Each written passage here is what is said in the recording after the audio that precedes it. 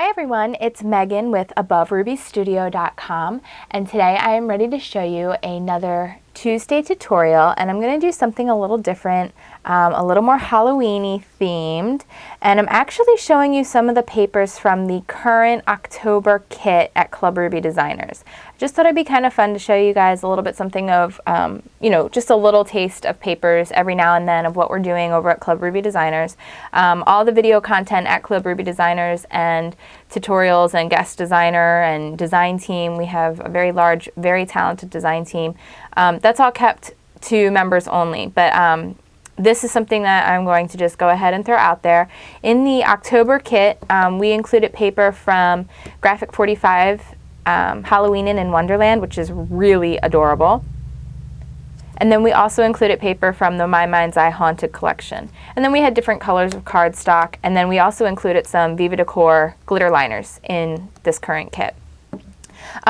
Also, just as a side note, we are opening up membership to take new members for November. It is first come, first serve. We are opening that up on October 28th. We still have a limited amount of members that we can actually take on, but I'm just kind of putting that out there to you guys. So anyway, we're just going to get started doing something really basic and simple and fun for this card.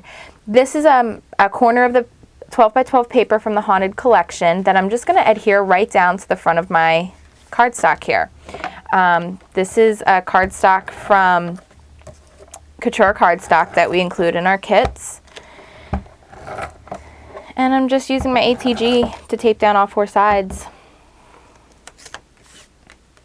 I cut it just a little bit smaller than the cardstock, so there's going to be just a tiny little edge of green on all four sides. Literally a tiny, tiny little edge. Hardly anything at all. Okay, so there that is.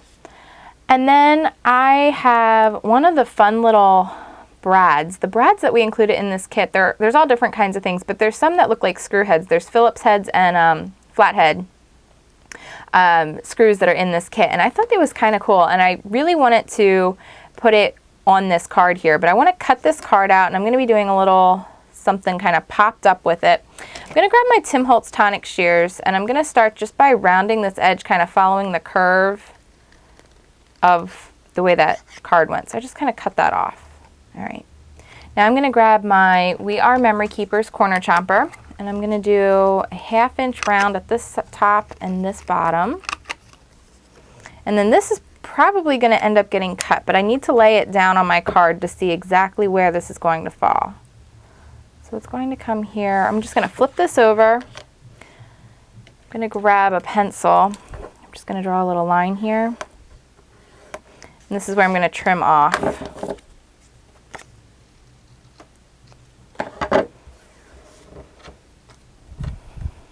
I just decided to trim off a little bit more of the edge. Just a little too big still for how big the chandelier is.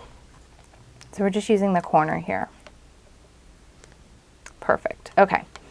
So we have that. I'm going to use some pop dots, and I'm going to go ahead and I'm going to round the corners of my card. I'm going to use the 1/2 inch setting.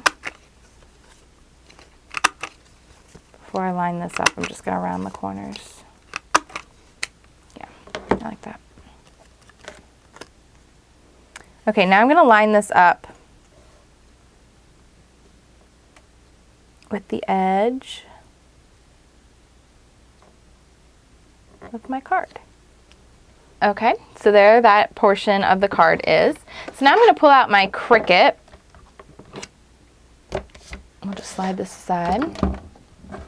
And I have loaded in the Plantin Schoolbook Cricut cartridge, one that I'm sure many of you have if you have a Cricut Expression.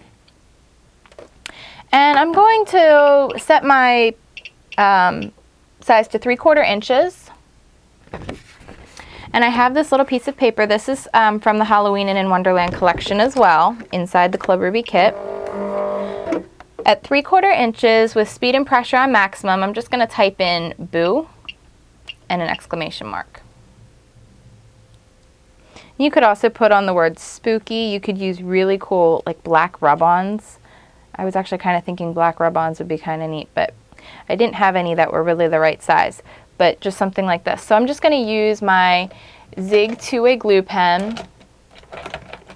I have the squeeze and roll tip. I'll just adhere them down very quickly. We'll actually start with the exclamation and go backwards. All right, that Zig is a really, really great pen for doing things like this with. Again, a reminder on the Zig, if you haven't seen it used before, heard it described before, I personally love the squeeze and roll tip. Mostly. There's different types of tips. There's like a sponge tip and chisel edge tip and different sizes and everything. But what happens with the Zig is when you apply it and it's blue and it dries, when you adhere it to something, it's a permanent hold. But if you would wait for it to dry clear before you would adhere it together, it's a temporary repositionable hold. And Zig tips actually work really well on your Cricut cutting mats and other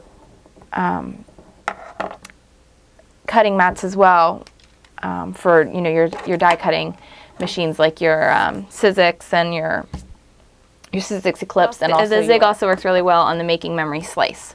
So final touches, we're going to use some of the Viva glitter liner on here, and I'm just going to use it to add some fun little glitzy glossy accents to my chandelier here. That's already on my, it's already flocked, which is really pretty. So I'm just going to add some more glitz and glam to that.